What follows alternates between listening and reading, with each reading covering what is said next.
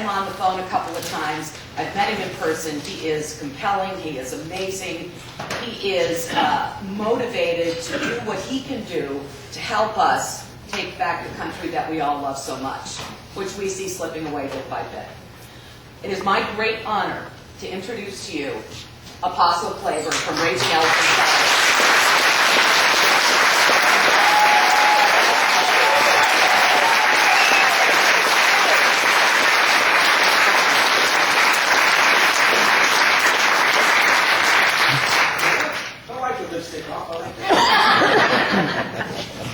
Well, it's great to be back in Anchorage. You gotta talk to your travelers.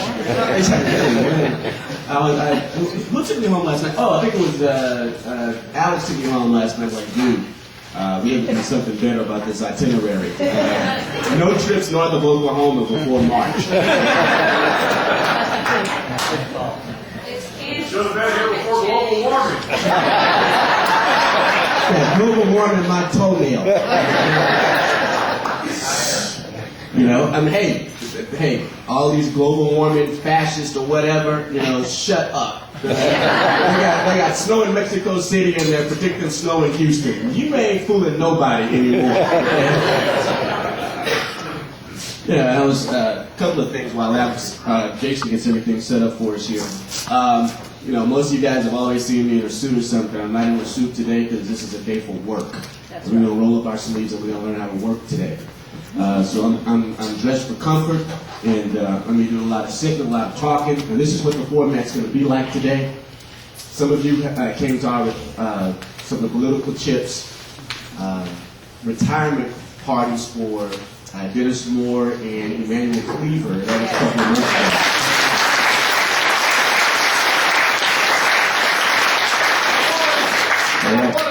Yeah, one of them.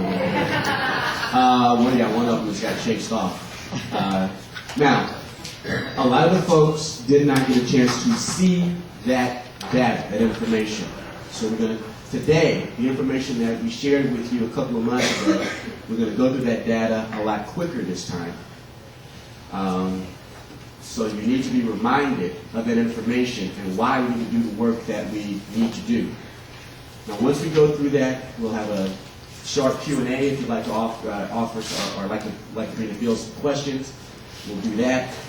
Then we will take a short break. Get a chance to recharge your batteries, have some lunch, and then we come back and we learn how to change the political landscape, the political topography, how to make a difference, how to win elections. Okay, so.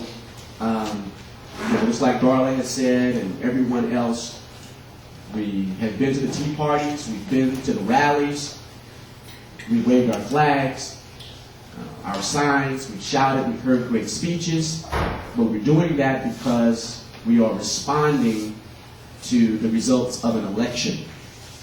If you want to change the direction of the country, it starts at the ballot box. So our great challenge is, how do you win elections? You have to start by understanding what the true political environment, what the true political topography is, where you are, but beyond where you are. You have to be completely aware, knowledgeable of what's going on in other states, what's going on from the Aleutian Islands of Alaska to Bangor, Maine. You cannot simply be insulated by just what's going on in Overland Park, what's going on in Johnson County, what's going on, over in Jackson or whatever. You've got to know what's going on throughout the state of Kansas, throughout the state of Missouri. You've got to know what's going on throughout the country. You've got to know what's going on in California. You've got to know what's going on in my state of Texas, where the Democrats have crosshairs on Texas. They have a campaign called Turn Texas Blue. And folks, it's official. After this next census, Texas is going to pick up 4 more electoral college votes.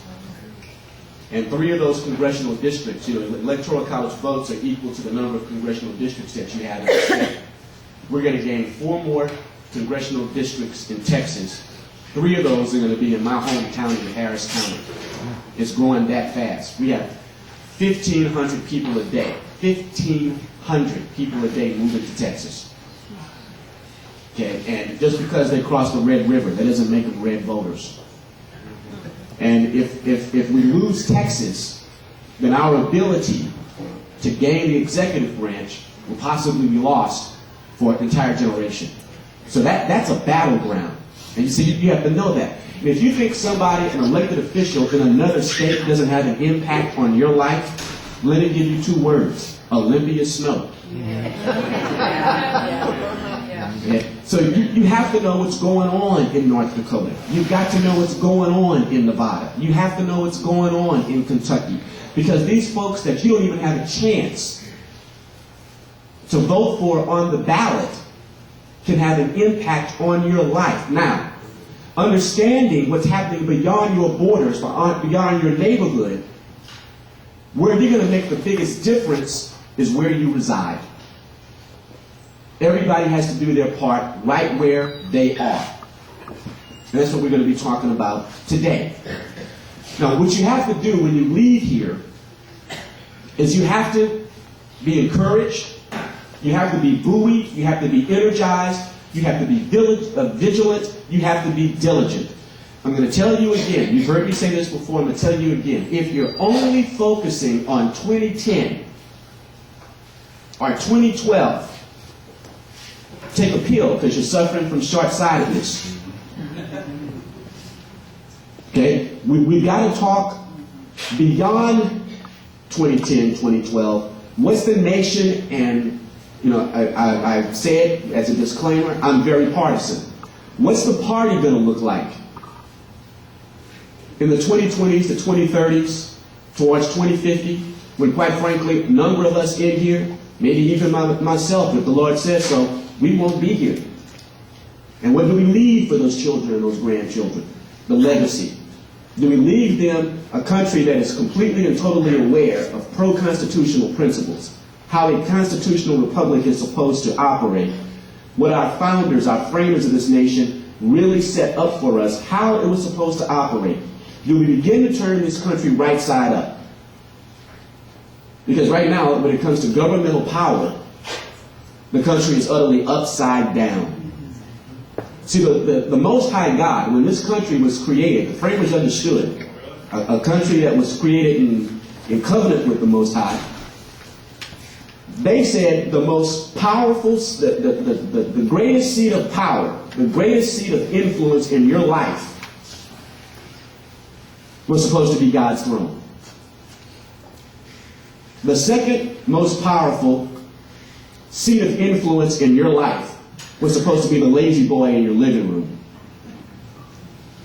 And then municipal government. And then county government. And then state government. And then federal government. It is completely upside down.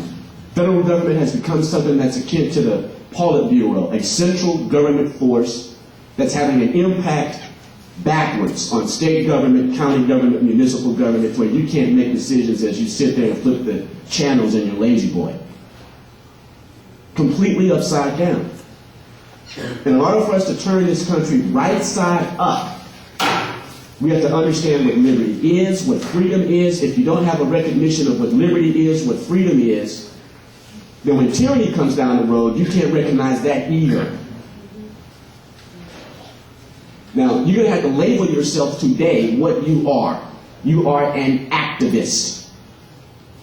You are not a bench warmer. You're not a fence sitter. You are not a spectator. You are here today because you want to get engaged in a specific strategy to turn this country right side up. To see the Constitution, the ceasing of its shredding, and us gluing it back together again, and holding our so-called public servants accountable to adhering to the principles that this nation was founded upon. It's going to take each and every one of you working